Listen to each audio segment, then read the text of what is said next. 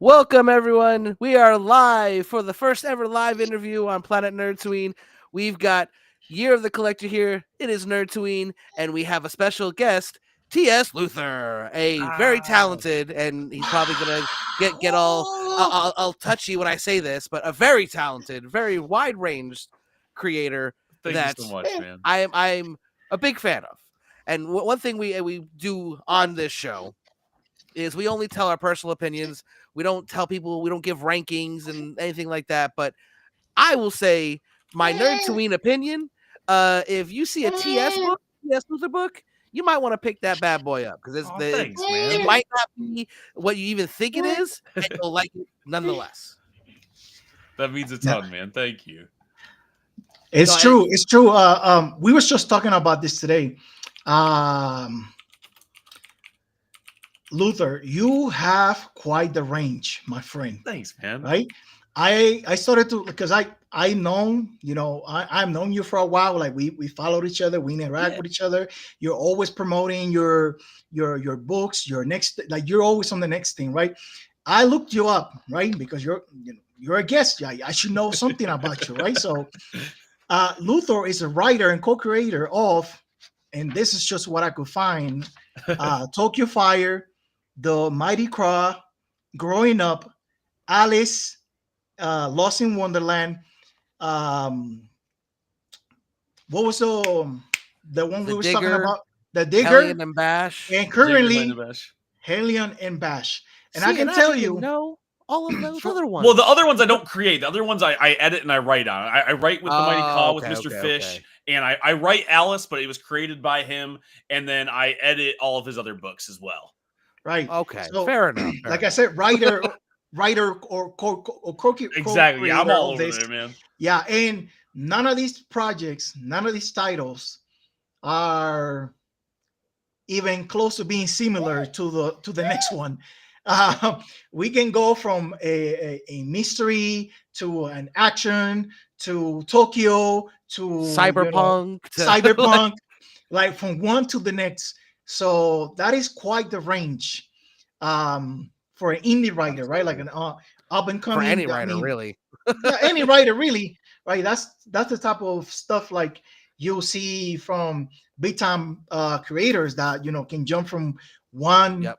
theme, one project to the next, seemingly effortless. And I know effortless is not true because it does take a lot of effort, but the fact that you make it seem effortless Thanks, speaks man. volumes of your talent. I really appreciate that, man. I love writing all sorts of different stuff, and it's partly like I don't want to be put in a box. I want to. Yeah. I also like as a dude who wants to work more in comics. One of the reasons why I've been able to work with publishers is because I do write a bunch of stuff, right? Because I've had the opportunity to pitch in the room, and they're like, "Hey, we like this, but we're looking actually more for this." And I go, "Okay, I got a book for that. Hold on." And I go to my Right. stack of stuff that I Hold got. my I'm like, beer. I've got one for you. Like, I can't talk about it yet because the contract's not signed. But I was literally pitching a book. It was really similar to Hellion and Bash. It was another like superhero thing, but it was in somebody else's universe. And they're like, we like it, but we're looking more for a thing with magical girls. And I was like, oh, hold on. And I pull up my pitch for this book I'm working on called MGID, which is the Magical Girl Investigation Department. And I can't talk too much about it because it's not signed yet. But I'm like, I have a book for that. And I handed them. They're like, oh shit, okay, like that's how it goes.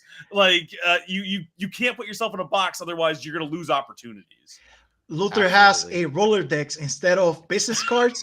It's pitches. You'd be like, okay, here, I got Dude, this one. It's how it goes. I mean, literally. So I remember back when I first started, like even like reading comics, other than like Marvel or DC.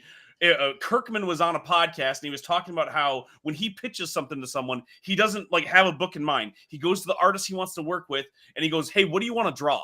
And to maximize his chance of getting them to say yes, he then writes a list of pitches that matches what they want to draw. I was like, oh, I got to do that. So that's what I do, except for I'm an insane person. So when I pitch, I also write 2 or 3 scripts. I write like the Bible for the universe. The first time I ever got to work with a pro artist, his name was Oleg Akunev. Love him. He's done stuff for Aftershock and Marvel and, big pro. And I had pitched him a book and he was like, listen, no one's ever heard of you. I'll take a look at your stuff. And then he read the Bible for the book and he goes, do you do this every time? What if I would have picked that one? And I sent him the Bible for the other book and he was like, Okay, you know what you're doing. Okay, and so since he said that, that's what I do every time. I like I forget. like that. I just gotta write stuff. No, I like that a lot. Then I too want to eventually write more properties of just my zombie book that I've written. So I like that idea of just literally having. If you're trying to go different, like another artist, be like, let's see what kind of stuff they like to draw. You tell Yeah, me, I can make something out of that. Like that's how it goes, man. it is, and it's really interesting. And I said this to you before we got on the air end of year. I was very impressed Thanks, with the man. range because for me, like, and it's part of a lot of the fact that a lot of writers get put in a box even if they don't want to be. Right, So to be able to tell these different stories that have clearly different source audience as well as storytelling methods, like for instance, like in Tokyo Fire, I felt like there was a lot left to be explored in the world where it wasn't really a lot told. It just kind of teased you as what is on the surface, and there's right, so much more below. Where in Hellion and Bash, I felt like I knew the world, and it felt like you had done 10 issues of world building in one book. And for a superhero book, that's something that you're gonna need because as we were talking before, we all know what superheroes are. right. You know what I mean? To explain how we got this dark vigilante billionaire, you should just be able to see him and go, I know what that is. Right, I don't want to be telling 200 issues of this guy. So you go, okay, now let's Gargoyle. He's not even the main character. Like I don't want Right. to do that. Nobody wants that, and also no one's gonna give an indie writer an indie book the chance on that, right? Exactly. I gotta throw you in as fast as possible. You know, the worst advice I ever got, specifically, it was for Tokyo Fire. I was pitching it around to publishers a few years ago, and they said, well, you don't explain anything about the world in the first issue. I feel like I got thrown in right away. And I was like, would you have read it if I put a 14-page explainer up front? And the guy said, like, no, that would be awful. But I need you to do that. I need you to rewrite it if you want us to publish it. And so obviously it wasn't published by them, and it sold really, really well when I took it to crowdfunded. And it was the first time I had ever seen a bad note. I get a lot of good notes from like editors and publishers, but that one I was like, okay, you don't know what you're talking about. I'm gonna go with this. And the best compliments I got on it was like, oh, I feel like I was thrown right in the action. I get it. Tokyo Fire's happening. I don't know what the hell Lower Tokyo is, but it seems fun. And like that's what you got to do, you know. And I think it's because of the type of story it was. Like I said, for a superhero one, you just throw them right in, and you kind of just figure it out as you go. But with something like that, you purposely leave out details because it's like, what is that? I want to know. I have to pick up this issue because of that, you know. And it shows the you get it, man. You just get it. Like me as a reader, because like you two are, you know, published writers, right? But me as a reader, I can see the skill of like hooking the readers in like two different ways, right? Because both stories are completely different, right? But as I'm going through Tokyo Fire, it's like comes of what the world is, right? The fact that you have like upper and lower Tokyo, that means immediately like this is some dystopian story where classes are not just divided by money or by jobs or whatever, but they actually live in different levels in the same city, right? And then they start, you know, you don't actually say what's going on, like you say, and I love that, but you have like a quick drive-by of a protest, right? And in the signs, you can see what are they protesting about, like human rights, civil rights, workers' rights, right? And it's how, you know, like just analyzing it a little bit, right? You can see that this has gone for a while because you have criminal gangs that are doing now, like getting into activity to like kind of like destabilize the system, like fight against back the system, whether they know they're doing it, you know, consciously or not, is happening, right? So I immediately, you know, you can see like the graffiti on the buildings of like, you know, F the system, or like it's there. Yeah, that's just, you know, it's not like explicitly written where you'll have a page where it's like, in this world society devolved. No, Yeah. No, you don't have to read it. You can see it if you just pay attention, right? And then in Hellion and Bash, there's certain moments there where if you just pay attention, you can see like what the story is trying to Right. tell you, right? Like you see the a Bash, right? You don't know who he is, but then eventually you see that he's breaking and entering and probably stealing something. But if you go back when chaos ensued, he Yeah, was he's just grinning. watching it happen. Like, But this is then you see perfect, right? Like, exactly he was like a fish in a tank. But then you see Gargoyle, who's supposed to be a hero, grinning during the fight scene with the pterodactyl. So like who's supposed to be the good guy and the bad guys have the same grin, this evil grin uh, um, um, on both sides of the situation. Like, oh, heroes are here to save the day. But Galgo has this like, Machiavellic, um, I don't know, feeling yeah, about him, yeah, right? exactly. The whole point of him, down to the lettering that we use for him, is supposed to make you feel uncomfortable. That was the note I gave to both letterers, both Mike Stock and Fishley. Love those dudes. I was like, hey, can you make people feel uneasy when he pops on the screen? They're like, oh yeah, sure, That's we can do awesome. that. And Fish literally, like, he lettered it by hand, like he did the normal lettering, and then he went back over each letter by hand just a little bit off, so it makes you like stare at it, going, "What the heck is this?" It was really Yeah. rad.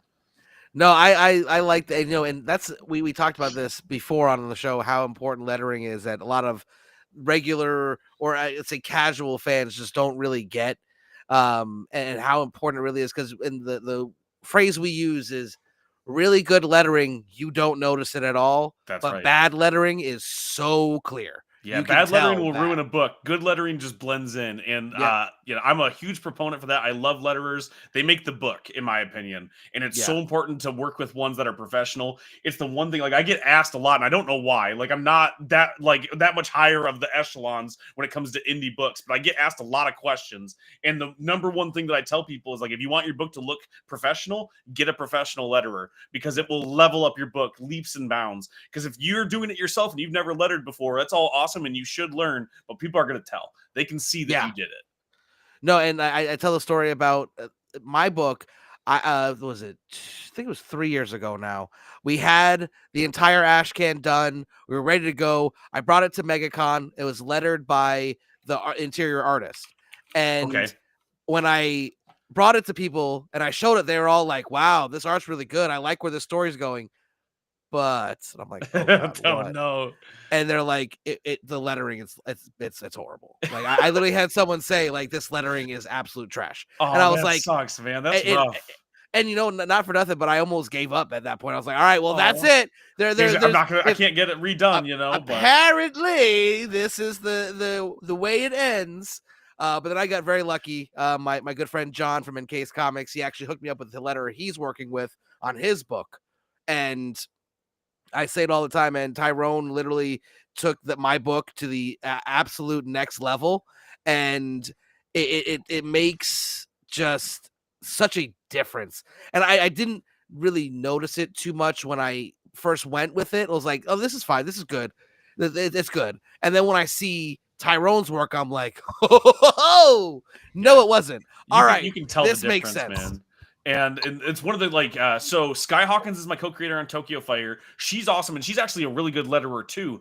But I wanted her to be able to focus, and she had never had the opportunity to hire a letterer on a project. So when she came on board and we were co-creating Tokyo Fire, I was like, let me hire a letterer for this, so you can just focus and do all of the artwork. She also colored it, and she had a blast with that. And then, but on the Digger, Sam Goodlin is my co-creator on that one, and he's also a professional letterer. So like he gets a lot of letterer work, and he was like, don't let anybody else letter my book. The reason why I learned how to letter is because I'm lettering this book. And I was like, but you don't speak English. And he's like, I'll learn. And I got this. And like, obviously jokes aside, English is a second language, but like he very, very, very fluent. So like, but he killed it on that. And to the point where I was like, hey, I was gonna hire a letterer, and he was like, are you sure? Because it looks good. And we had sent it to the publisher as the test. I was like, well, I like it. Let's see what the publisher thinks. The publisher was like, it's good to go. Do we want to print this one right now? And I was like, oh, stands to reason, the same as a good letterer then. If the publisher says yes, then we're good. Like exactly. And and speaking of the Digger, the artwork is so visceral. Like it talk about being uncomfortable reading it, like, but in a good way, Mm. like, because it was creepy and like I felt like, you know, because it built up to that big reveal at the end, like we all kind of saw coming, You but should like to know. see You should it know, but was just you like, gotta see it. Yeah. oh, And that like, was fun because I get to so pitch good. a book every week. Well, now I don't because I got a publisher for it. But before I was pitching, I was like, I get to walk into offices or get on calls and be like, "Hey, what if Indiana Jones hunted short round?" And they go, "Excuse me, what are you saying to me? Like, what is this?" And then I send them the book, and they're like, "Oh, okay, that's what he's talking about. This guy's weird." Okay, but that was the cool thing about Invader Comics is they heard that and they were like, "We want in," and then they got the book. And they were like, "This is awesome." That's all I would need too. Like, I'm sorry, like, like the second you said that, like, I'm sorry, what? Like, because I didn't catch that. But now that you say it, now, you can't unsee it, right? You see the it's kid, like, he's got oh the my hat, God, you got an that was. archaeologist, like, Oh crap! that's Well 100% played, what sir. it is, you know? Well, it takes a real special person to slide one by me, and you slid, and that was right. That was perfect. Well, And that done. one, you know, we were talking about it earlier when it comes to like the me pitching to writers. That was one. So I really wanted to work with Sam. I had been following his career. He's done a ton of indie books out of Russia and a lot of professional stuff over there, but he hadn't made it over to the States yet.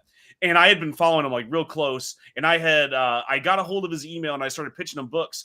And he agreed to work with me. Like he liked my portfolio, but he was like, "Your pitches suck. I don't want to do any of these." And I was like, "Okay, like, but like you said you wanted to draw this." He's like, "I changed my mind. I don't want to draw any of these. This sucks." And I was like, "Okay, what are you in the mood to draw for? I will write you anything." And he said, "What do you know about Mesoamerica?"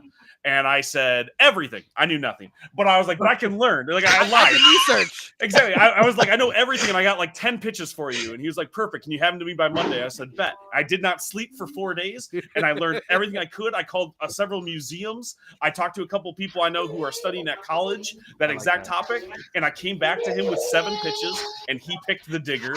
And it's like our take on going, "Hey, when people say it belongs in a museum, that's actually bad. That's white people saying it belongs in our museums. What if we approached it from that point of view?" Because like I'm a white dude. If I'm going to be telling a story in Mesoamerica, I wanna do it from that angle. That's the only way I think it's okay for me to go in there. And so that's we made Indiana Jones the bad guy because he is, right? Like I love Indiana Jones. I love those movies, but if you look at it through a realistic lens, he's the bad guy. You know something? I was having this exact conversation with my wife yesterday. We're doing like this challenge on Instagram, like where every day you have to like post a book related to a certain theme, right? And I think yesterday was the theme was Hero's Journey, right? And she posted a book of a cover with Indiana Jones. And I was teasing her. I was like, "Is Indiana Jones a hero? I mean, he's just going to other people's countries and stealing their relics and their history. Is he a hero? I don't know. I don't think so." And, you know, she didn't like that because she's a huge fan of Indiana Jones. I am too. Right. No. He's flipping me right now, so you know. No, listen, I'm a huge fan of Indiana Jones, but after Big Bang Theory, I have realized not only is he a villain, but he doesn't have any impact on the story whatsoever. He's just there to be a white guy that looks good. Like, come on, exactly. Let's be honest here. That's all he is there for. And he's fun, and I love it, and he is roguish. But if the fun of writing comic books, like we talked about before, is anything can be comics, right? That's one of the magical things about it. I don't have to worry about casting. I don't have to worry about special effects. It's like I can tell any story, and no one's going to give me Indiana Jones and let me tell that story. But I can tell this story because it's decidedly not Indiana Jones. So I can use the power of me being indie and being a nobody because I can't get the Indiana Jones license from Marvel. You know, I can go and do my own version of that and do something that they'll never do because they would never do that to Indiana Jones because Indiana Jones is worth too much money. It's the same thing as with Hellion and Bash where I can make Gargoyle, the obvious Batman analog, a terrible, awful person where he's literally called the Monster in the first issue because they would never let me do that with Batman, nor would I want to. But I can give you a book that you can't get anywhere else and use my powers of being a nobody to my advantage, you know? No, I really that's a great way to look at it too. I never even thought of it like that because I mean I'm doing a kind of similar thing with the zombie side where it's like I'm gonna take it to places where most people wouldn't dare because they're not gonna make Rick the evil person. Right. They're not gonna make like my main character he is gonna, for the first half of the story, people are gonna be like, is he the hero? I don't think I think he's the bad guy in this story. Like, he's killing everybody for no reason. Like, you know, Are we the baddies? Like, that's right. But why do I like him so much? Because he's a relatable character, and that's one thing I think indie does so well is relatable characters more so than Marvel and DC. I wrote a review for this book from Boom Studios called Vicarious, right? And on my final thoughts on the issue, I was saying that there's so much going on in the story that you tend to forget who is on the right and who's on the wrong, right? And the fact that the writer was able, and I was telling you about earlier, it's the Vicarious book, I bought right? a bunch. So, oh man, you're gonna love it. The fact that Ryan Parrott, the writer, was able to write a world where, you know, evil versus goodness is irrelevant. It just says that everybody's stories matter, everybody's side of the story, or everybody's story matter, right? Like, you can tell a story about zombies where your leading character might meet, you know, on that gray area when it comes to morals, right? Or it could be just a plain villain. But you're reading the story, you might find yourself rooting for the villain. You never know.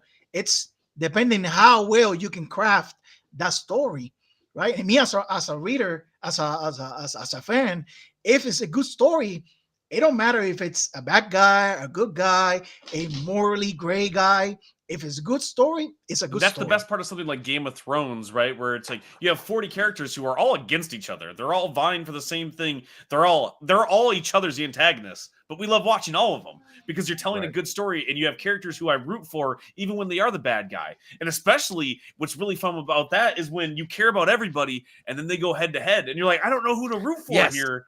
And I'm like, that's the best part. And that's the types of stories that I love telling. I love asking the question of, okay, you thought this was the hero, but maybe I meant protagonist. Maybe I meant that this is the main character, not necessarily the hero, because those words are different. They're not the same thing. They're not the same thing. Exactly. And wait, what? The fun. Hold on. I've had some really nice people pop into my comments being like, why does it seem like the thief is the main guy in your book? Isn't it like Batman and Robin? And I was like, it's decidedly not Batman and Robin. Like, Batman is the bad guy. Catwoman is the good guy. You know, like that's what it is. And like, that's half the fun is making you question like, okay, what is a superhero? Who is the hero? Who is the villain? And we all have stories to tell about us. And it's not a complete black or white, good or evil. There's gray areas across the board. And that's the main thing that I do with it, because really, like, the way that I pitch myself to publishers is like, all of my stories are like, hey, what if I trick people into eating their vegetables and I put it in like that package of like superheroes, Indiana Jones, manga, and cyberpunk. But like Tokyo Fire secretly it's like class warfare, right? It's about revolutions. It's about unions. But like, that's, you wouldn't know that necessarily. You got these two goobers who are robbing stuff and they get in over their head and it's a fun time. But, you know, like... Goobers is the right word. Goobers is the right word. I'm sorry. I was trying to find, because I made some notes, so I didn't forget. I was trying to find words to describe, you know, the characters. And Thibault, that's how you say his name. Thibault, like, he was reckless. But even more so than being reckless, he's a goober. He's a goofball, and like his only skill in that book, like he's the face, he's the talker. So like whenever like they're getting chased or they're in a fight, it's like the only thing I can do here is talk and hope somebody gets me out of it. That's the only thing I can do. So like my main thing that I do in all of my books, and you'll see it, it's like not necessarily a formula, but I always open with the characters I want you to see the most doing what they're best at. Right. So when you open up the digger, the Indiana Jones character, the titular digger, like he is digging, right? Like he is stealing treasure. In Tokyo Fire, you see Tib talking and Ren is driving, because those are the two things that they're good at. And in Hellion and Bash is robbing the city blind. That's the whole thing. And you see them in their element. So when I take them out of that, you can see that they're fish out of water. or when they're in other situations, you know what they can and cannot get themselves out of. So you're already in that mindset because you've never met any of these characters. You don't know Tokyo Fire from a hole in the ground, and you've definitely never heard of T.S. Luther. So I want you to be able to get into these stories as quick as possible so you forget that it's not an Image book, that it's not at Boom Studios, that I don't have an IDW contract. You're just reading a fun story. And that's my goal for all of my indie books, and now less indie. I don't know what to call them because I got publishers for these books now. But like, it's still a small publisher. No offense to Professional Entropy. I know you write me checks, but like, no one's heard of Professional Entropy either. Invader Comics is a little bit bigger. People have heard of Invader Comics, but they're not the same as Boom, right? So You're gonna be, it's nice, but we actually talked about this. I think that like what needs to happen is they need to do kind of like reclassification of indie and all of the stuff like not only indie but also the genres. Like we got modern that starts in the freaking is almost as old as me, which is definitely vintage. But I've been waiting for somebody to come up with a new era, and we can all just no one can think of a name. Yeah, and we're all just like, we'll just keep it modern. But like when you talk about indie, for me, everything that is not Marvel, DC, and Image are indie. Boom is close, but Boom and IDW, I feel, are still definitely independent publishers that work with the big three. I mean, but IDW is printing money with every single last Ronin thing that they do, and Boom Studios has like $1 million just in Tiny and alone, and then plus Power Rangers, right? Like they have their big ticket items, but I do get what you're saying. Like definitely, like when it comes to like money on the board, they're definitely a little bit lower than like Image or there. Where does Dark Horse fit into it? Because Dark Horse has been the Dark Horse forever. People forget about Dark Horse, but yet they're the only ones who are printing manga, and they're printing money with Berserk every month. I have all of the hardcovers because where else are you gonna get it? So Dark Horse has the cachet, right? But I think people forget because Hellboy isn't necessarily on the shelves every month that they're still huge, So I think it's not even about the money aspect for me. Why I only have the big three, it's more of brand recognition to non-comic people. That's fair. Like when I've mentioned Image, stuff like that, they don't know what I'm talking about. You see Spawn, Spawn. Like you see Marvel or DC characters, they're Marvel or DC. Where even though like Boom, I think Boom is very close to being that next one. Erica Slaughter is on everything, man. Like she's gonna be a mascot, And when the thing that it hurt Boom is that they announced things too soon to make sure that the books got like purchased a lot of. Yeah. Like for instance, when you look at like Berserker, like the one with Keanu Reeves, that is going to be a movie and an animated series. They announced that a second at release, and now we're sitting here years later with no information. Then you have something's killing the children. That it was auctioned like early on, right before it caught on fire, and there hasn't been any announcements. If I said Keanu Reeves was doing Hellion and Bash #3, I could sell the movie rights to that. They'd sell no script in hand, nothing else. Knowing is Keanu Reeves attached? Yeah, I can sell that. I can make that happen. Well, and I think that's what helped get the sales up initially for Berserker. But when the story, well, I still think it was really good. It helps that it's an awesome book, right? Right. Well, he also, and that's the thing. It's Keanu Reeves and some of the best minds in comics today. I'll admit that I was a little bit skeptical. I'm a giant Keanu Reeves fan, but when I heard he was doing the book, I was like, okay, how much of a cash grab is this going to be? But he is a giant comic book fan, though. So I was like, I know he would know if the book was bad, but that still doesn't mean that it's going to be good. I pick it up like, oh crap, this is awesome. Okay, I got to buy all of it, and I'm sure everybody else did that too. So I was pleasantly surprised. But I'm one of those people who are disappointed. I'm like, where's the movie? Where's that happening? But is that comic book's fault? Is that Boom's fault? Or is that Hollywood's fault? I mean, I don't want to say not at all. I mean, I'm sure there is some, blame on the. I mean, you look at they sold, because the owner, the guy who created Boom, is not the head of Boom anymore. Right. And I think that also kind of did some damage. But then I'm telling you, and I think we can all agree, when something killing the children, that first trailer drops from a Netflix show, It is going to break the internet. I don't know if you can see on my back wall. You can see I have the House of Slaughter black bandana back there. Yes. Yes. Giant fan, and so is my wife. Like, we're huge fans in the house, and so excited for the adaptation. But I like, as much as I'm excited, I'm way more excited for somewhat connected, just same like genre, Witches from Scott Snyder. Do you guys remember that one? Yes. I giant fan of Witches. Love that book so much. They've been talking about an adaptation of that to go animated for years, so much so that he was focused on that instead of doing volume 2. And so when you talk about like, oh, we've had to wait a long time for Berserk, or we've had to wait a long time for, something that's killing the children. Like, I've been waiting a decade for Witches. So I'll wait another year for something that's killing the children. It's fine. But let's be honest. You're a different breed. And I mean that. I hope it's clear to everyone who might be listening or watching later. I mean that as the most sincerest of compliments of all time. But like, not everyone has our attention span and our ability to wait. So you had all these people that fought in heavy to Berserker, and now are like, where's the movie? That's completely fair, because I talked about Witches and people are like, you mean that one Snyder book he did before he did all the 40 Course of Owls, Batman books he's done at DC, like that one? That's what you're excited about? And but we've talked about, my patience is insane. I like to pretend like I'm some mastermind playing 4D chess. It's really just ADHD, right? I'm just hyper focused. I'm just sitting here. I can't get out of the bubble. I got hyper fixated on comic books in 1997, and I haven't gone back. So that's all it is. It's a problem with my brain rather than a superpower.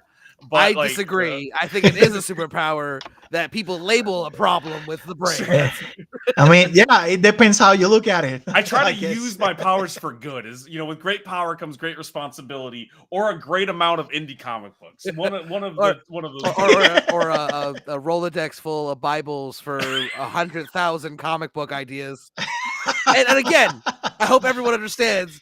I will admit a little bit of a hint of jealousy. I only have one universe I'm working in right now with ideas for more, but you actually have taken those ideas and been like, all right, here we go. Bible, here's the whole thing. Everything I need for that. Let's put that on the shelf. I got another one. Here's another Bible. Put that on the shelf. I mean, it helps that I don't sleep for sure. And the other thing too is as a comic book creator, I also listen. You got kids, right? You don't sleep either. Don't act like you caught a nap earlier because you're like, this is the first time I get to sleep in a whole year, so I'm going to take this 7-minute nap. They keep you up. 7 minutes. But that's how it goes. You got to utilize that time. And as a comic book writer, the thing that I tell new writers is nobody wants you. Nobody wants you to do this. They're going to actively work against you. And the biggest thing you're going to deal with isn't rejection. It's apathy. No one gives a crap. So it's a little bit like throwing spaghetti at I always say it's like throwing spaghetti at the wall, but nobody ordered pasta and everybody has celiacs, right? They're not interested and they're annoyed that you're doing it. But if I only had one idea, if I had Hellion and Bash, I wouldn't be making comic books. You have to keep the churn going. You got to be making series because no one's going to pay you to make comic books if you're not already making comic books. Right. And if you only have one idea, if you're only working in one universe, that's awesome if people buy into that universe. But the second they don't, you're screwed, right? Hellion and Bash is awesome, and I love it. And I would love to tell all the different superheroes in that universe. I have so many cool stories to tell. But unless and there's a lot of superheroes there are, right? In that universe. Because that's what you need. You get a fully fleshed out universe, and I have a lot of scripts for it. But if Professional Entropy doesn't see that success, I might not get a full run of Hellion and Bash, let alone all the spin-offs I want to tell, right? Right. And, I'm in meetings with them, and if it goes well, they're like, we want to do this spin-off, and do you have an idea for this character? And we'd love if you did this. But that's all dreams, right? It's Fugazi, right? It's hypothetical on top of a hypothetical. So I have to keep pitching to other publishers, right? Invader didn't want Tokyo Fire. I had actually pitched Tokyo Fire to them originally. They were super nice about it, but they were like, we already have a cyberpunk book. We don't really want that right now. So I self-published that. But Professional Entropy didn't. So that found a home there. the Digger didn't work for Professional Entropy, but it worked for Invader. And I have that MGID, that Magical Girl book that didn't work for either one of those. It's going to a different publisher. So like, in order to work in this industry, you have to have 100 ideas. You have to have a million artists that want to work with you because you're not crazy, or at least you're the right type of crazy and you're not offensive. That's the thing I gotta tell you is like, just be cool to work with. Fair. What was that? No, What'd you say? Okay. Definitely. So I wanna reel it back into like the whole no. I want to really back into like Hellion and Bash, right? Because that's your current. You have an open campaign. Right live now, on right? Kickstarter, for issue number 2. Go ahead. Hellion and Bash issue number 2 live on Kickstarter right now. Please go check it out. Professional Entropy backed this one. Like, I have a publisher involved. It'd be really helpful if you go and check it out. If you're on TikTok, my YouTube, anything like that, you can go to professionalentropy.com or Kickstarter. Type in Hellion and Bash issue 2. Who protects the sidekick from the superhero? When the superheroes don't step up, when this kid's being abused, the supervillains have to, and they find themselves on the run from the entire superhero community. If you like books like Invincible, The Victories, The Boys, Batman and Robin, this is the book for you. It's going to ask questions that you can't do in mainstream comics. It's going to have a lot of action that you can't see because they're not going to put Batman through that kind of thing. So please go and check out Hellion and Bash, because who knows if people will let me write another comic book, you know? Like, I can write these all day, but someone's got to sign the check to those artists. Marcus Pedro is the artist on it. He's amazing. He's a really, really good indie artist out of Brazil. He was doing all these amazing comic books on Funktune, which is like this Portuguese language, like webtoon or tapas. And he took a big chance at doing an American book with me. So if you don't want to see me cry and you want to see Marcus get paid, go and check out Hellion and Bash. Also, I'm a dad. If I can guilt you into anything, if you don't buy the book, how do I feed my kids? You know, like, let me say something about issue 1, right? Because we read it, so we could be ready for this, right? I don't know, and this is what, like, just one page that I want to highlight really quick.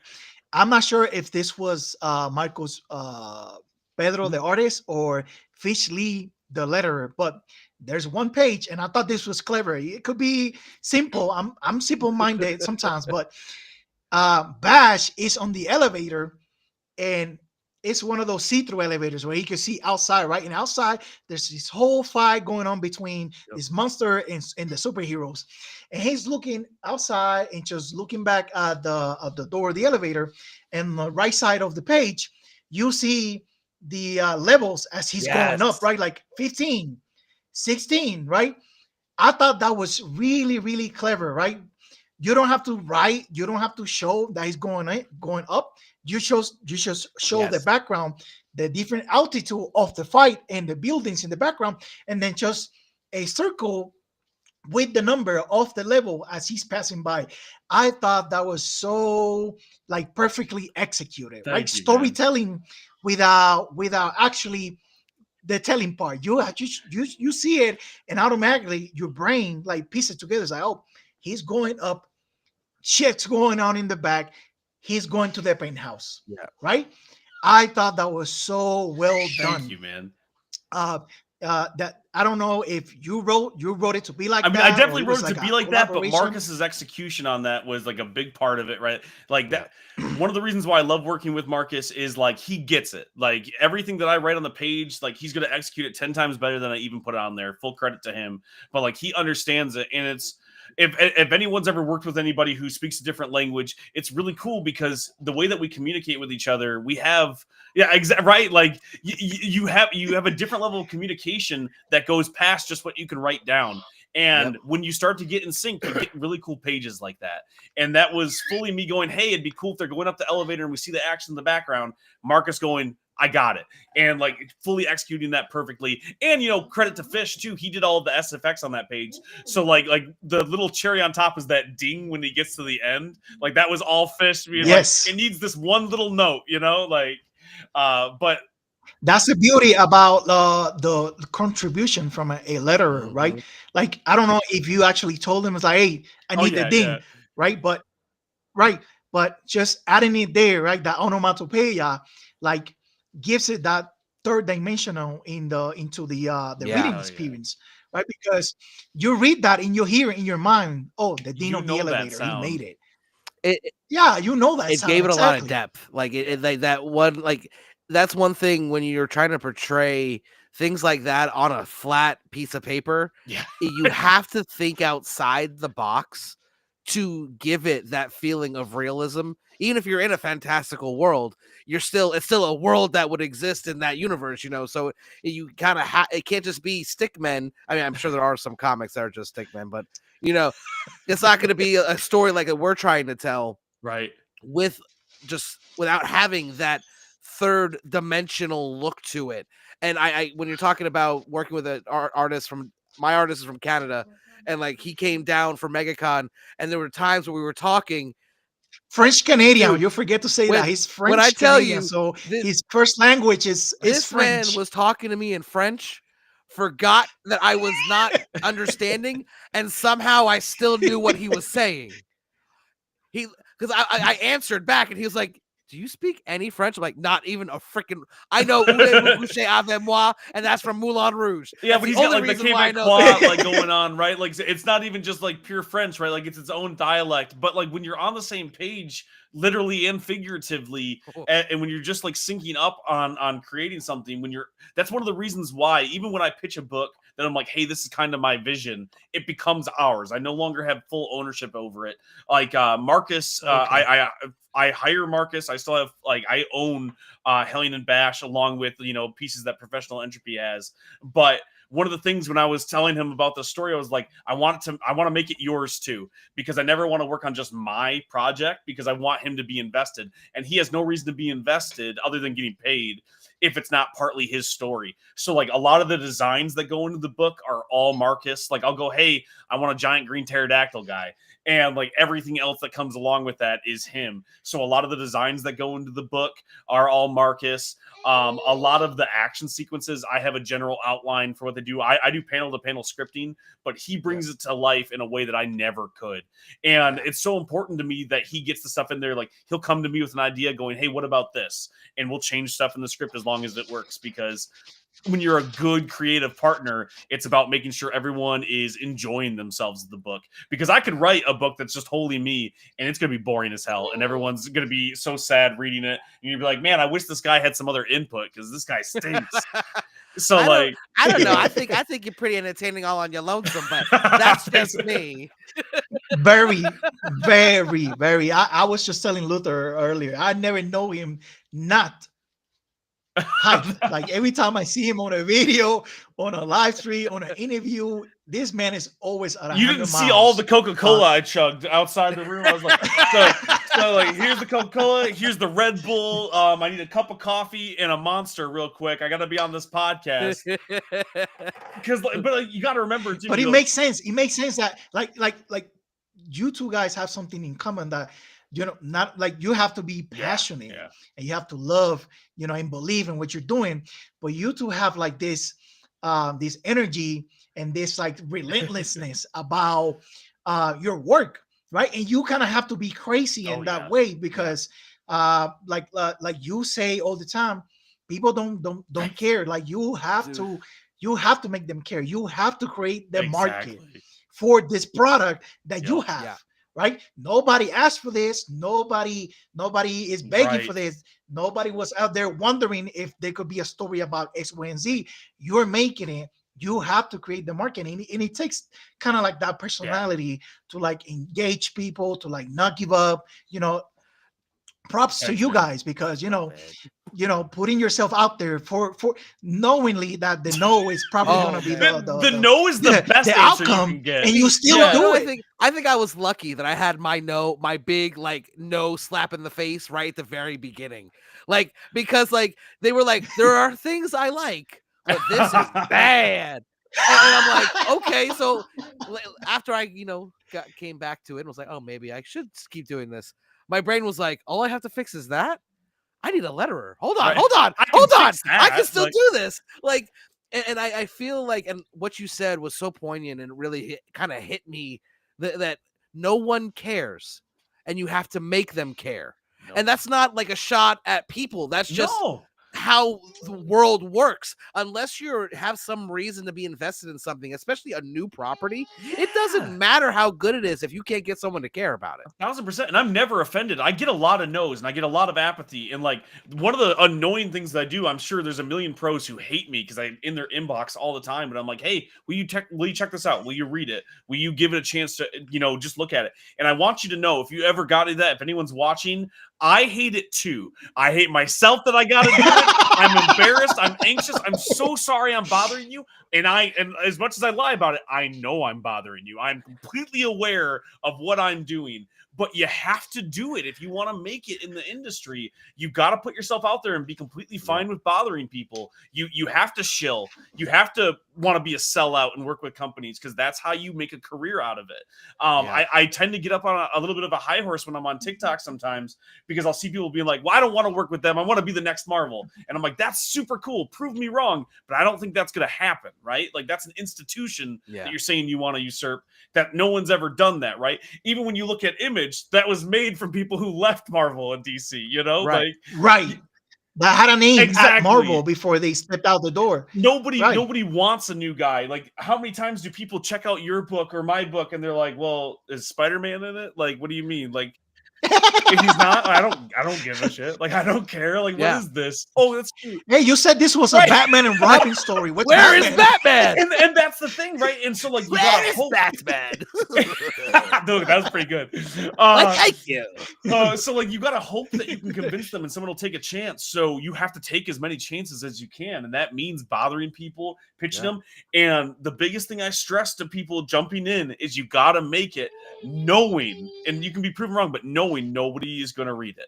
Like it's got to be worth it to you to just try, because the first book I made, and like you talk about the letter, the first book I ever made, it was called Growing Up. No one read it. I put it on Comixology because I didn't know how to pitch a book at the time.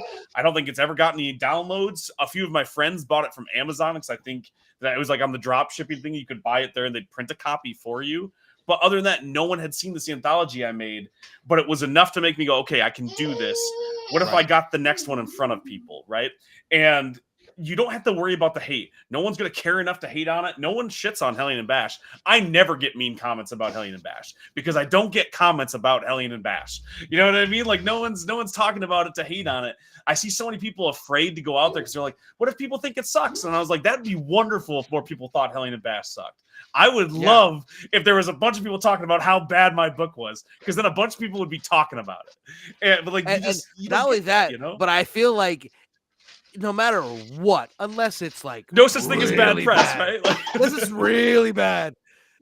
Just because you have those people who are saying it's bad are literally gonna like. There's gonna be so many behind you, like, wait a minute, no, I like it, and you suck for saying it's bad. Like even if they don't believe it, just because people love to disagree. I have noticed that a lot of people now are really trying to get behind the smaller, the better creator because they feel kind of left out in a lot of the properties that are in the big companies. And for people like us, when we write stories, we make it relatable but in a fantastical world. So these people will see these characters and feel something for them, but they don't have to know them. Right. You know what I mean? Like they could just get invested in the story and live in it. And I think that's something that a lot of the, like Marvel, DC, Image, they don't really do as much anymore because it's just about, let me do another Spider-Man run to make some money. Let me do another Batman run to make some money. Let me do this and that. It's all about money. It's not about telling the best story. It's about that status quo that they have to protect is the thing, right? Go ahead.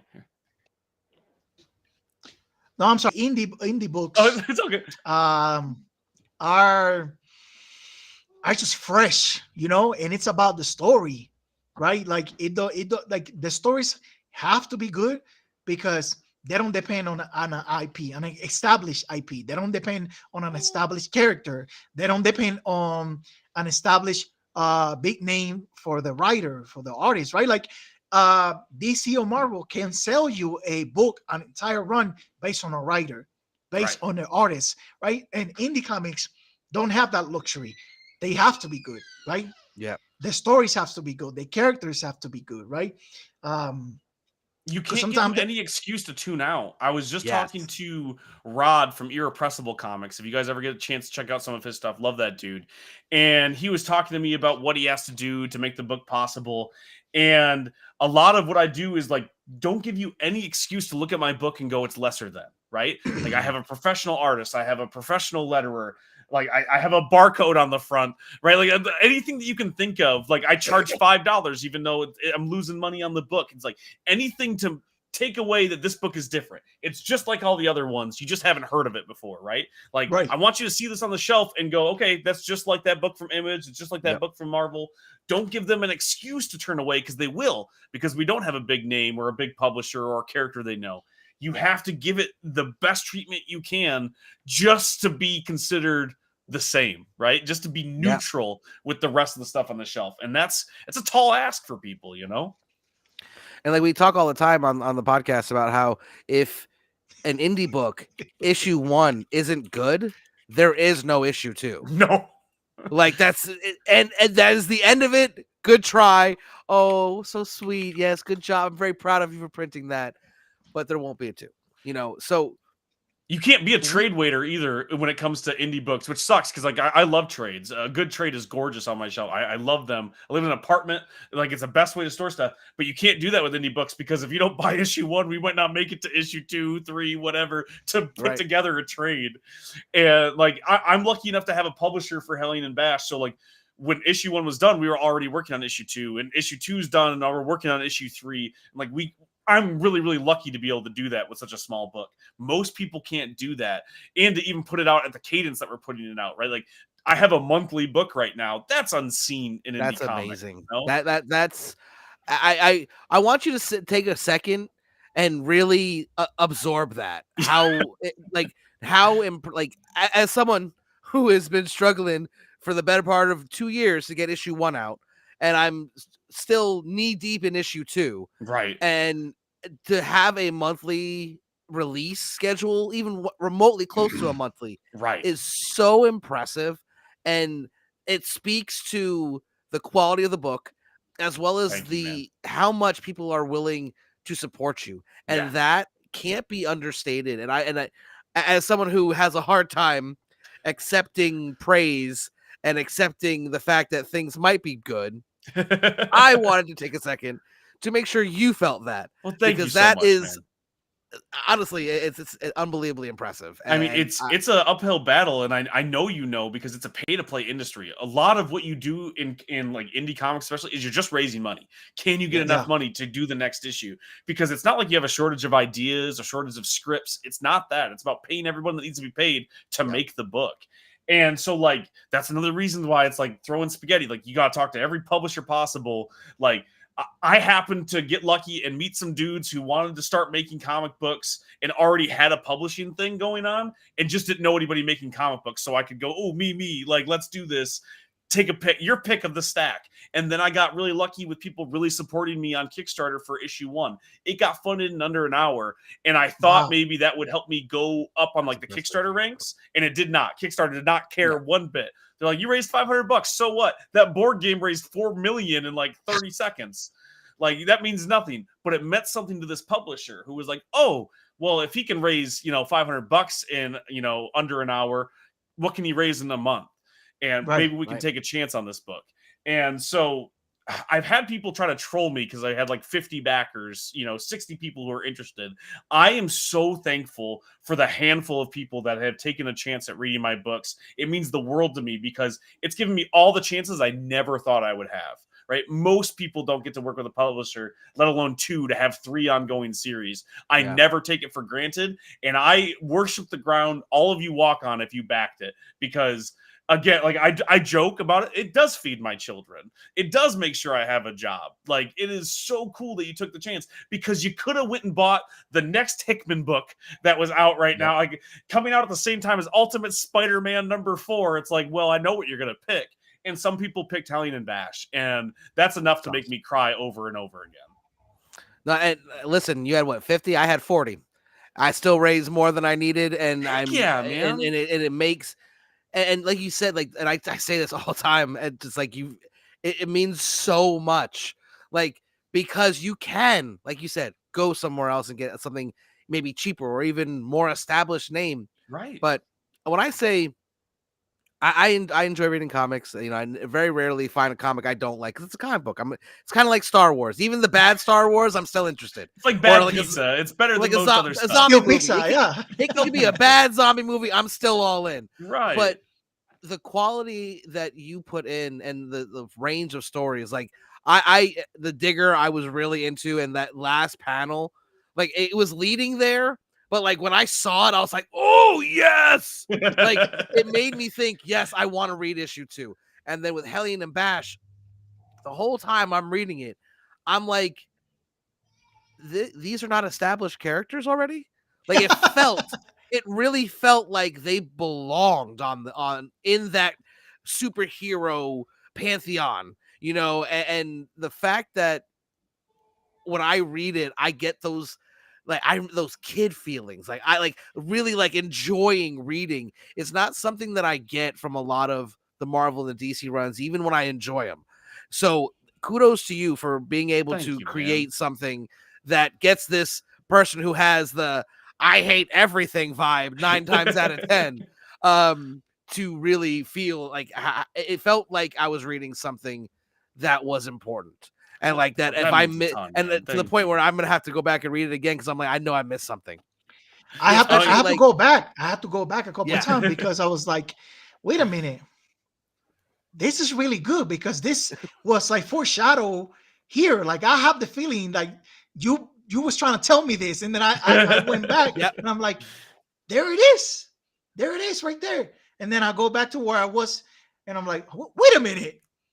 This was that means this a was ton, man. shown. Thank you. This was shown. Yeah. He knew this. And then I go back and I see it in writing on a little panel. When you know, I'm talking about Bash knowing who Gargoyle is, right? Right. Yeah, Like, right. I'm like, oh. Right. So Gargoyle is bashing and Hellion, but Gargoyle is not in the title because Gargoyle is the bad guy. That's why. Holy shit! So we're gonna have a caper story where the protagonist is the psychic of a hero, and then the robber. What is going on here? Let me go back. That, you know, kudos to Professional Entropy and to everyone who's backed it to take a chance, because I don't set up the entire book in issue 1, right? Like they're not already partners in issue 1. It's not like they've been doing this whole thing together. Like I'm telling the beginning of that story, and it begins with this giant kaiju fight, you know, in issue 1. And like they've only just the first time that they meet is in issue 1. You see them kind of cross paths a little bit as the city's exploding. So Hellion and Bash doesn't even really become Hellion and Bash at first. Right.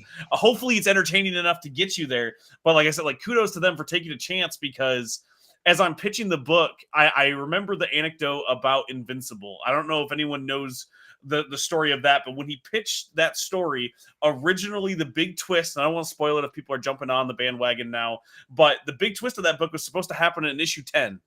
And Image came to him and was like, we're going to cancel the book before issue 10. You got to put the twist in there, because otherwise this is just Spider-Man with Superman. Like it's cool, but you need to give them the thing that makes this book the thing. And not to spoil anything, but that's what happens in issue 3. And I was so scared because I didn't put it in issue 1. I was like, are people going to buy this? Are people going to pick up this book? And the publisher was like, don't change anything. Do it the way that you want to tell this story. So props to Professional Entropy for writing me a big check. I really appreciated it. It all went to Marcus, and he really appreciates it. You know, and it went to Mike Stock, the most amazing letterer on the planet. I love working with that dude. Him and Fishley are the best. And I don't really get paid on any of my books. Most of it goes to my creative teams, but it's totally worth it because it lets me make the next book and keep it going. And I love all the praise. I'm trying not to get uncomfortable. I definitely didn't cry through any of the things that you said. You guys are awesome. Thank you so much for taking a chance.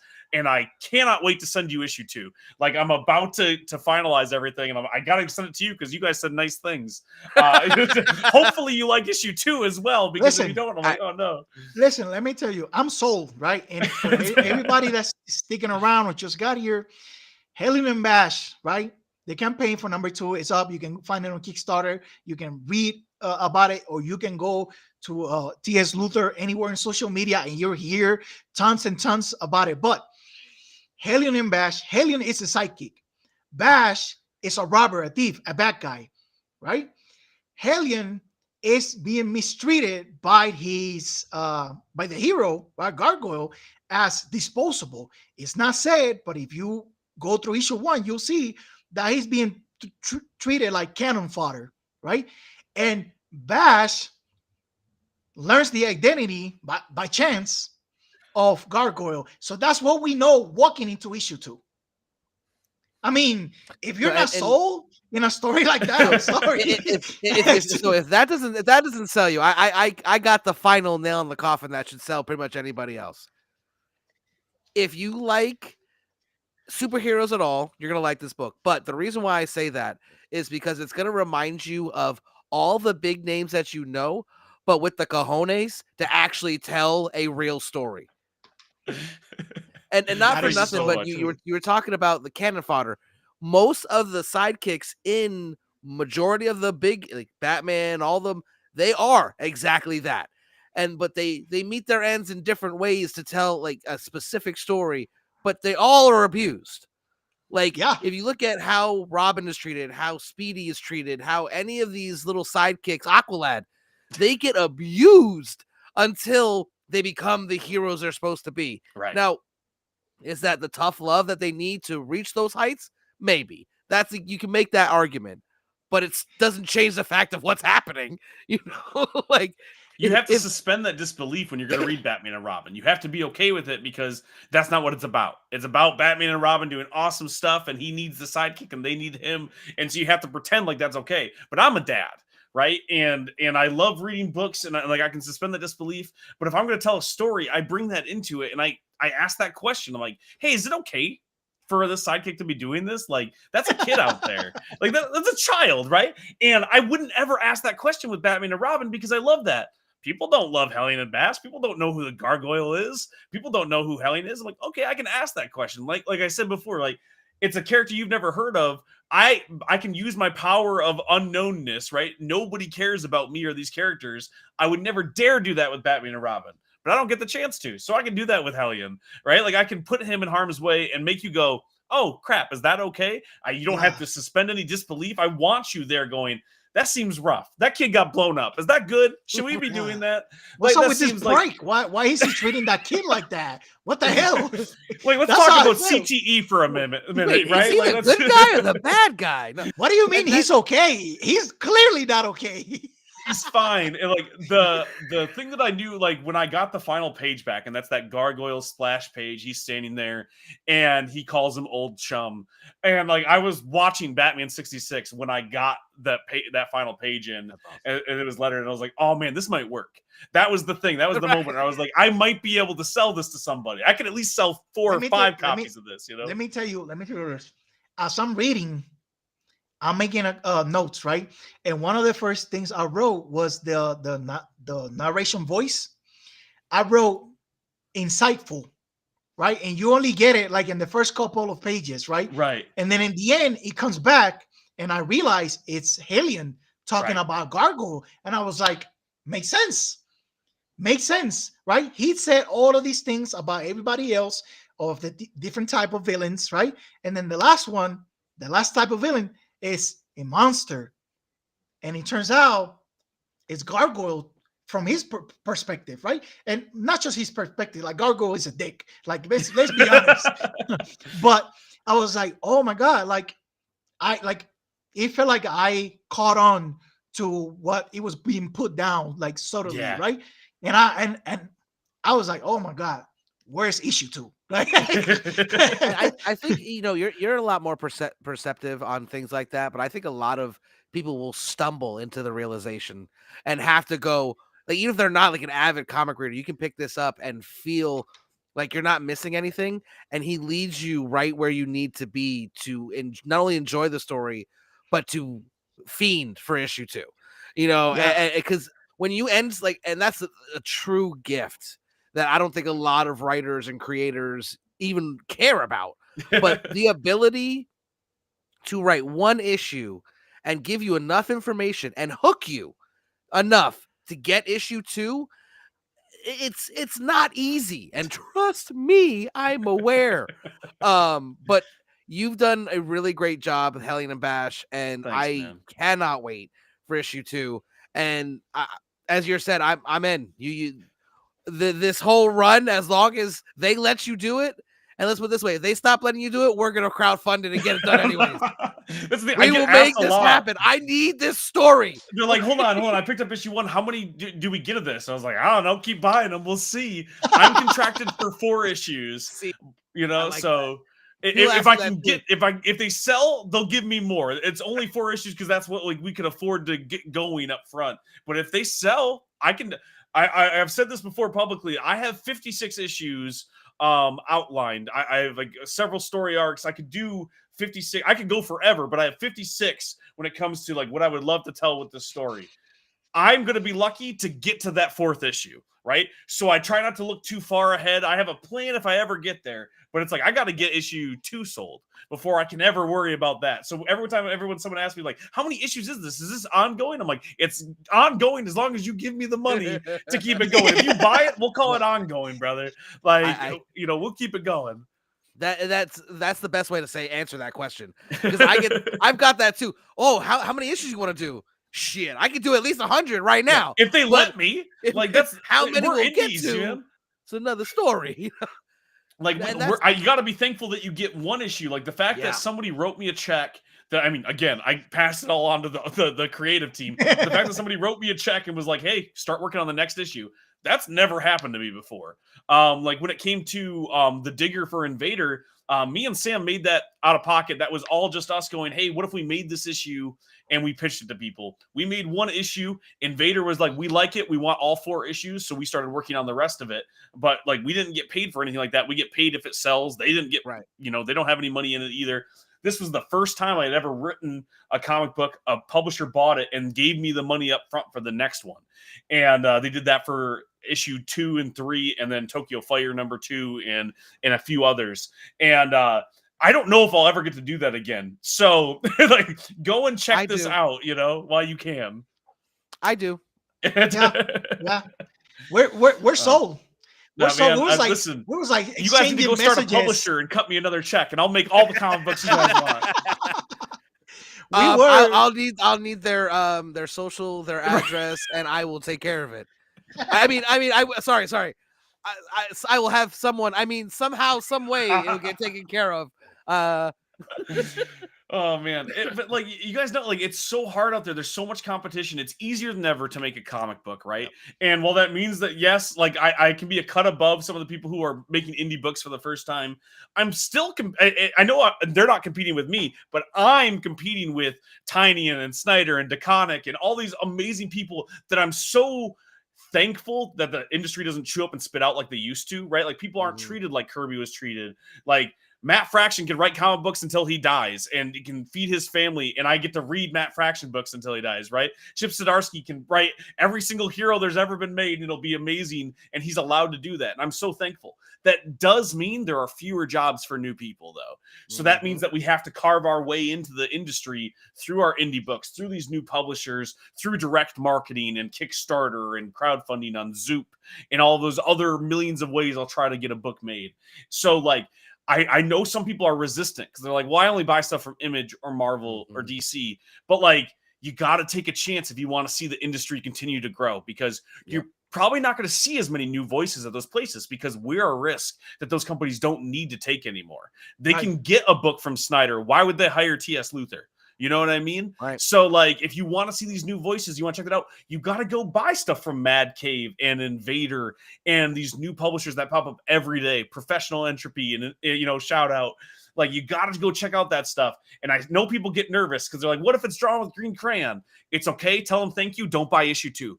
but take a chance because it might not be. You might pick up Hellion and Bash and go, oh, actually, this is pretty good, which is the best review I get every single time is people surprised. They think it's going to be crappy. They think it's going to be ugly. And again, drawn in green crayon and with like a bunch of like stickers on the inside. And it's not. It's a real comic book. You just happen to have never heard of it. So take a chance.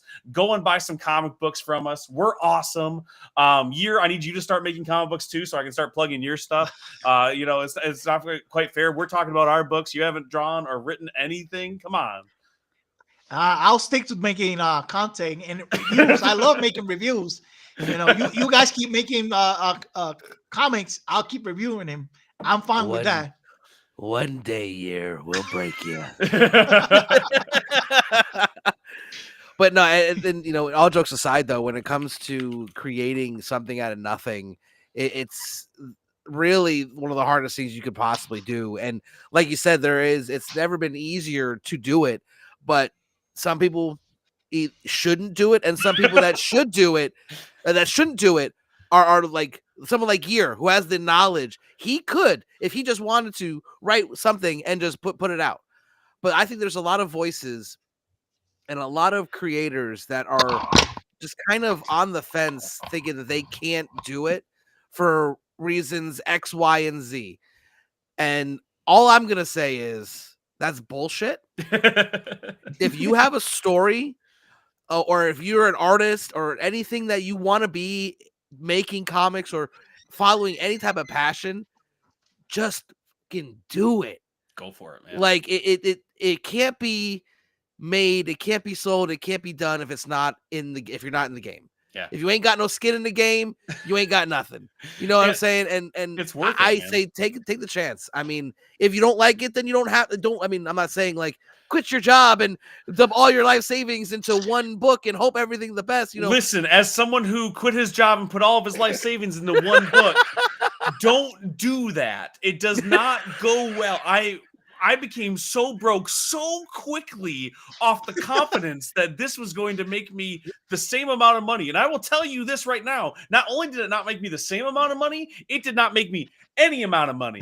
And it is so expensive to make books that are going to compete. So do not quit your job to do this. I had a very cushy office job. I was a technical writer. I worked for automotive companies. Like if you saw people talking about brake parts like on Amazon, I wrote that stuff. And let me tell you, I had an office. It was air conditioned. There was a vending machine right there. It was great. Nobody came and bothered me because HR was one thing down, and they knew if they said anything off kilter, they'd get in trouble. So I just got to sit there in my little cubicle writing about car parts. And I quit because I was like, I can make comic books. And let me tell you, I made comic books and lost everything. So like if I can tell you anything, it's keep the job, still make the comic books, just do it at night. Do it in between pages. You get that nice bonus at Christmas time, that 30 cents or whatever company dividend they give you. Take that, save that up, make a comic book. Because if you quit your job, you have to sell comic books. You got to make the best book ever because you got to compete with the Tinians and the Snyders. And you got to make something really awesome. You don't have any luxuries. You got to be out there shilling. You got to go live on TikTok for an hour every day at TS Luther, and you got to hope that's a really good question about Batman. Otherwise, you're just talking to yourself the whole time. And you got to get on Kickstarter every month and sell Hellion and Bash issue 1 and issue 2. And you got to meet people like Mr. Fish Comics and try to let him get him to let you write stuff for his books because there's no more money coming in. And then it's really, really desperate. So don't quit your job. Make the books with everything else that you have because you're going to go broke real quick. Also, don't do 1 million submission like pitch packets if you've never made a book before and self-published. You will go broke even faster, and no one will read any of them because they've never heard of you. Do that now after you've self-published like 5 books and you're working with publishers. Then you make pitch packets. Don't make the pitch packets first because that one anthology you put on Comixology is not going to make anybody interested in reading your pitch packets. It doesn't matter what artist you hired from Marvel. They don't care. No one's heard of you. They're not going to buy the book from you. And again, this is all hypothetical. Definitely don't know anybody who did this exact thing and had to start over from square one. So this is just another pitch for another book. Yeah, right. Exactly. Of making comics. I have so much money. Can't you tell from my 1-bedroom apartment? No, and that's the thing. I say this all the time. if you're trying to get into comics to be rich, guess what? I can save you the trouble because it's not going to fucking happen. There's But in comics. His name was Robert Kirkman, and he got rich off selling the rights to the comic. He didn't even make it off the comic book. Nobody is rich in comic books. Like, that just doesn't happen. Even if you're successful, even if you're Tom King, who claims he's gotten wealthy off of it, that's not how it works. You know what I mean? Like, you don't make a ton of money. You can make a living. You can make it a career. There's a difference. Yeah, but there's a difference between getting rich off your comics and getting paid to make them. Because, like, I get paid to make them now. Yeah, no. Very, very little. But somebody's getting rich from those comics, but it's definitely not Tom King. No, it's definitely not Snyder. It's 4 levels up. Right. Somebody's getting rich. I don't know if it's the writer. Exactly. It stays pay to play too. That doesn't really go away. Like, to let some people behind the scenes, a lot of publishers, what they'll do, and like, we'll take Image for example. Image isn't even going to solicit your book unless you have 3 in the can. So that means out of your pocket, you need to produce 3 whole issues of your book, even if it's a 5-issue run. Like, you have to have several of those made up already before they even send it out to like previews to publishers or to distributors and to local comic book shops. So you have to shell out all of that money up front before you'll even see a dime back. And then you don't get paid like day one when they're selling at the comic book shop. You got to wait months and months before you're paid out what they've made. And you only get a percentage of that back. Like, for instance, we're looking at a September release for The Digger from Invader Comics. No one is getting even a small paycheck from The Digger until the next year. That includes Invader, that includes me, when everybody gets paid out from that, if it sells enough. So, like, even if you do get paid, you're still paying so much up front and you're waiting forever. And comic books move slow and you still have to eat, even if your book's not coming out that month. Yeah. You know, your kids still got to eat. You still got to pay rent while you're waiting. So, like, it's so expensive to get started and to stay in it. Even once you get to the higher levels, you're still shelling out a lot of money. Most companies, if you're not working for Marvel or DC, aren't paying your artists for you, aren't like keeping everything going. They're not going to pair you up with somebody. They're not paying for it to be printed up front. Like, there's so many things that you don't think about that you have to pay for. Oh my God. The entire time, even once you're doing it professionally. Even truer words have never been said. Even in the big two, and there's something like sometimes fans don't know, because like they might read the books, collect the books, but they don't watch interviews. They don't talk to creators. Even big time creators sometimes are told, like, they have a pitch for DC, for example, and they say DC will come back. It's like, okay, we're not necessarily looking to do a Jenny Sparks comic or a Black Canary comic right now, but if you're willing to do let's say a mainline Wonder Woman for us, we'll let you do Jenny Sparks. We'll let you do Black Canary. Exactly. Not talking about Tom King, but no, for real. Tom King says in different interviews that he didn't pitch for Wonder Woman. Right. DC came to him, and he had no idea what he was gonna do. Right? He said, "But I listen. I don't know about Wonder Woman, but I do have a story about Jenny Sparks. Who? I have a story about Black Canary. Who? No, this is what the stories I want to tell. Okay, we'll let you do 2 miniseries. Yep. But you'll have to do Wonder Woman for us." I was just listening to Matt Rosenberg's podcast, the Ideas Don't Bleed, and he was talking about the exact same thing. Like, he wanted to pitch DC a thing, and they're like, "Listen, we'll let you do that, but you got to do this other series, and then we'll spin that out of it because we need this issue coming out right now because it's going to tie into this movie." And like, that's how it goes. And that's what, like, I get asked a lot, like, "Oh, what would you write for Marvel or DC?" I'm like, anything they'd let me, because I'm a small guy. I'm not going to pitch. That's not what's going to happen. They're not going to come to me and go, "What do you want to do with Spider-Man, T.S. Luther?" What they're going to do, some editor's going to take pity on me because he read Hellion and Bash and saw me crying outside in the alleyway after a con, and he's going to give me a 2-page backup in some yearly anthology thing, and I'm going to get 1 page on Stiltman, and if I'm at DC, I might get a single panel Dog Welder. I get to write 1 panel of Dog Welder backup in the yearly Batman, and like, that's what's going to happen. If you're lucky. if you're lucky, they'll put like an anthology book of like the different Right. hits that Marvel has, and you'll get to write No. a zero dialogue story Oh, about dude, I would Jeff. love to write about Jeff. Or, He would get Condiment King, Oh, but God. only after he's already been beat up for a full issue. Listen, I would. He has his jaw's broken, so there's no dialogue. He can't talk at all because they had to save money on a letterer, so they said that there's no onomatopoeia, no dialogue. You get one artist for 2 pages. And listen, but like that's one hell of a pitch, right? Like, hold on, you get what to do we just do? pitch Hold a on, there's a story, thing and they're here. like, we're gonna cut you off the anthology because like we're running out of money, and you'll be like, what if I rearrange the story? We know dialogue, so you'll save money on the lettering. And they're like, we just tell him that let me run the numbers and I'll get back to you. So he couldn't hear. So you were just telling it from the story of it. Dude, Wait a minute. that issue of Hawkeye is one of the best comics ever written. You know what I mean? Like, I would definitely do it. And I would listen. I'm going to throw it out there and make like it's. It's all hubris. I'm all lying, but I would slay that Condiment King story. Okay, if you know what you would, Dog Welder, I would kill it. Okay, you would. I've actually like I. People could say, "Oh yeah, I agree." No, you would kill that Condiment King role for sure. You, man. That would. Shit, now that's one of my goals now, to make sure somehow, some way. Listen, if you get there and let me ride your coattails, I will write that Condiment King for you. That's the thing I tell people all the time. They're like, who would you love to write? And I'm like, well, I'd love to write anybody they let me, but they're not going to let me write those ones. So like what I have in my back pocket, like I joke about Dog Welder, I got a Dog Welder pitch. I have a Gold Balls right? Like I have the pitch because I'm like, they're not going to give me Wolverine. They might give me Gold Balls. Like that might happen. Like I might be able to talk them into a Gold Balls miniseries. So it's like Hank.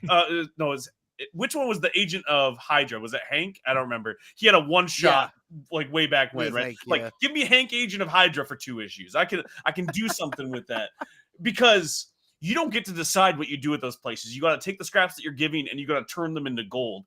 And it's the same reason why I don't go into my pitch meetings with all of my ideas sold already. I pride myself on being able to come up with them on the spot. I used to play this game. I had a podcast called Pitch for Pitch, and because it was a party trick I would do. I would have somebody yell out like a genre or a type of movie, and then somebody yell out like a property. So it was like Romeo and Juliet, but with Transformers. Bro. And I would do that, and I loved doing this. I would get drunk and do it at parties, and so I started a podcast doing it. And this is what I do in pitch meetings. We were like, I don't know. What if could we do Matrix with swords? I'm like, let me pitch you Matrix with swords right now, like, and that's how you get those jobs. You got to be able to play on the fly, man. Ask Gear. I literally do that with like everything. Like man. He'll say something and I'll literally just write a pitch. He's like, holy shit. That would be awesome. I'm like, exactly. But that's what you got to be able to do. And that's the thing that I think a lot of people don't understand is that ideas are, I hate saying worthless because they're not worthless, but it's all in the execution. The idea part's the easy part. So if you practice, if you write enough, like you said, like it's like a party trick, right? Like when people go, I can't believe you came up with that awesome pitch. I'm like, don't ask me to write 30 pages of this, but like I can give you the pitch. I can give you 7 bullet points and make you go, oh, damn, that'd be dope. Because I'm like, I don't know what would happen on page 4 of that pitch, but like I can sell you bullet points. We were talking about that earlier in Luther's live. Like anybody can do a what if story, right?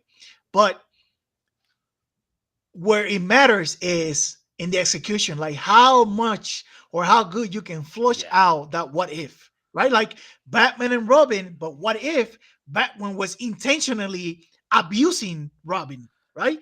That's a good premise. That's a good what if. That's not a what if. That's every Batman story ever written. Sorry. My bad. I'm not supposed to bop the bubble. My fault. Continue here. I'm sorry. But how good can you tell the story? How you can flush it out? Because like a premise, anything could be a good premise, right? Yeah. But how good you execute that? Like, where are you gonna turn that story? Like, where are you gonna take that story? Like, going back to Vicarious, like the premise of Vicarious is that you have this world where people can put these implants on their body and they become proxies. And then you have people in the internet that go on the web and they become linkers, and then they can vicariously live whatever experience you give them through the technology of the implant, right? Like it's a 5 sense experience. They can see, they can hear, they can feel, they can taste everything, right? That's a good premise. Now, how many stories, how many experiences you can flush Right. out Can from you that execute premise, on that well? right? Like that's the biggest Exactly. ask. How many manga or anime do you see? I'm like, that's a dope premise. I could not do it for 50 issues. Like it went too long. Like they said everything they could say with it, and then they had to make up new stuff. I see so many people send me their feedback and they ask me stuff like, hey, what do you think of this idea? And I'm like, well, to be honest with you, that's a dope idea. That doesn't mean anything. And I can't give you feedback because you haven't written the issue. You haven't made the issue yet. I could give you serious notes if you've done more. But just the idea, I'm like, I don't know. What do I say? That's a dope idea. That's a terrible idea. No, that is so, and I don't think people understand how difficult it is to turn an idea into actually. I don't know in other mediums, but in comics especially, like I've told numerous people about my plans for issue 2. They're like, "Oh my god, that sounds great." I'm like, "It sounds great, yes, but I've got to figure out how the hell on it to get it on the page. How do you make it into a Like, story? and How you make it into a story? A compelling story. so critical to the success and the actual feel of the book. It just because you have an idea doesn't mean you can actually execute it. And you don't even have to have a good idea. Like, I mean, Tokyo Fire is a dumb idea. There's too much. If I were to pitch that to Hollywood, there's a hat on too many things. There's a revolution. They got superpowers and cyberpunk. Hold on. Let's get rid of half of that. You know what I mean? That's 4 genres. We need a minimum like, of 2, maximum of 2. Yeah, let's bring it down a notch. You know what I mean? And John Wick. John Wick is dumb. That's a dumb idea. Okay, you killed his dog. He's mad about it. And you're like, hold on.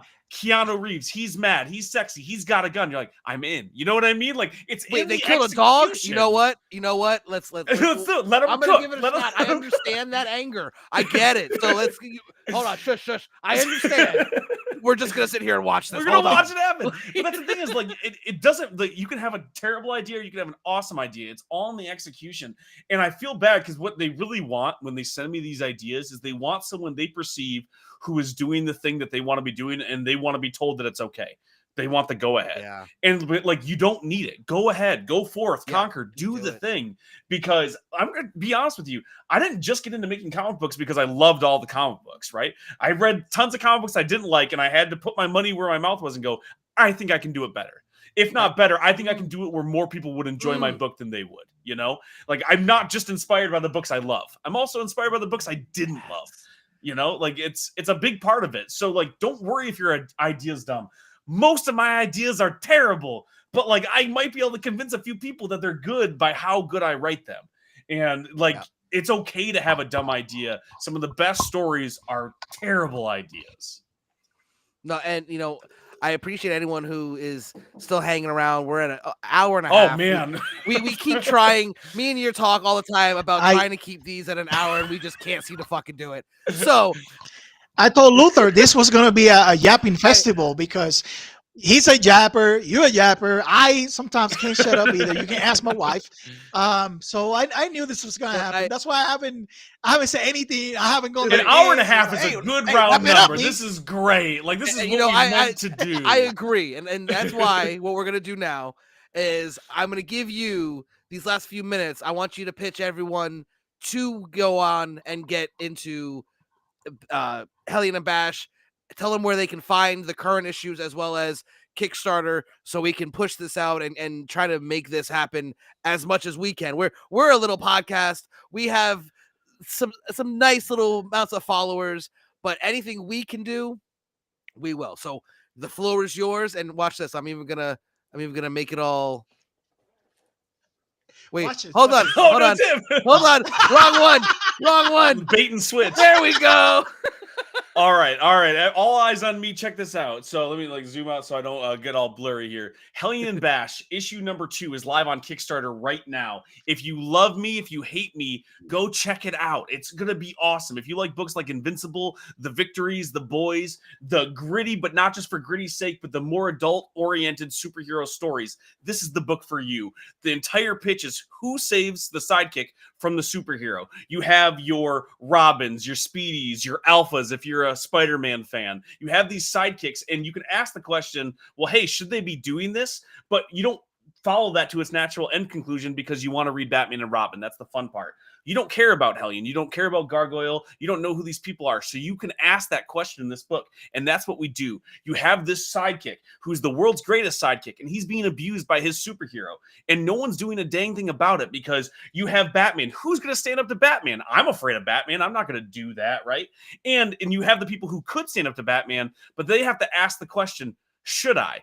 Because if we take Batman off the board because he's a bad guy, who protects the world the next time Darkseid attacks? Who saves the world if Batman's off the table because he's kind of a bad dad, right? So you have these people who are complacent and complicit in this kid's abuse. So who steps up but the supervillains? You have the world's greatest cat burglar, Bash, basically this world's Catwoman, and he goes, hey, this isn't okay. I don't care about, Batman. I don't care about Gargoyle. I'm going to go save this kid, and I don't care who stops me. And he's got to go on the run from the entire superhero community. And that's really at the heart of it, what the story is about. You have this unsuspecting father figure on the run from every superhero and their mom who's trying to protect this kid who also was a superhero and the shenanigans that ensue. And it all starts with a giant kaiju attack. You have this definitely legally distinct character, definitely not Sauron from Marvel, the pterodactyl, this giant green pterodactyl, and he attacks the city unwillingly. And when all the superheroes are busy, you have Bash, the world's greatest super thief, and he goes, this is a great time for me to rob everybody because they're busy. I can just go do my thing, and he's enjoying the chaos. Did I mention he has luck powers? So he can dodge debris and walk around, and nothing gets in the way. And what he uncovers unravels an entire domino effect. He sees all these sinister secrets from the superhero community, and he's got to do something about it. Because at the end of the day, you can be a superhero, but that doesn't mean you're a good person. And we have to ask ourselves, is he a supervillain or is he the hero that we need? So please go and check that out. It is live on Kickstarter right now. It's Hellion and Bash issue number 2, but you can pick up both. So if you want to pick up and catch up, you can do that on the Kickstarter as well. So issues 1 and 2 are live right there. The second the Kickstarter is done, you'll be able to pick up copies of both issues at professionalentropy.com. That's the publisher. Those are the people that wrote me a big check and were really dumb and gave me a chance to write comic books. So if you want to thank them, go check out professionalentropy.com. But until then, go check out the Kickstarter. Again, I don't know how many more times they're going to write me a check. So definitely take a chance and, throw me a bone and check out issue 1 and 2. We sell them really cheap. They're $5 an issue. They're comparable to Marvel or DC. You're not breaking the bank. I know most indies, we got to charge $10. I'm lucky enough to keep that price down. So you can pick up any of my books over there for $5. Digital, physical. I sell the scripts on there. If you want to learn how to write comics, if you want to see how I do it, you can pick up my scripts. We sell stickers now too. I'm trying to look around to see if I have any. I don't think I have any right here, but because everybody asked for stickers last time, so you can get a sticker of Pterodactyl or Yeti Man. We have lots of other cool merch. You can pick up all my old books. I think that's it for me to shill. I think that's everything I can do. Last minute, go check out Green Zone number 4, also on Kickstarter. I edited it for my buddy Mr. Fish, and I think he's got maybe 10 hours left on that campaign, and I also get paid to do that. So if you want to throw me a really big bone, go pick up that too. Oh, I think that's all I have to plug. Something took over me. I felt the Holy Spirit came in to sell books. Is that what happens when people speak in tongues? Is that how it goes? Stan Lee came into my body, true believers. The comic gods were speaking through you, my son, and it was glorious. But I want to thank you very much for that was awesome. for stopping by. I'm gonna say this unequivocally. You are always welcome on Planet Nerdtooine. Thank you. Every issue you got, just let me know when you want to come on, and we'll make time for you. Heck yeah, man! This was a blast. I love doing this. Please have me on. Don't stop doing this podcast again, because I'm going to be listening now, and I want to be on. No. Don't worry. That's not happening. I'm too committed. And I'm paying for shit now, so it's gonna happen. Okay, I gotta get my money's worth. I have no other way. That's a good way. If you want to get over the hump of not getting stuff done, put money into it.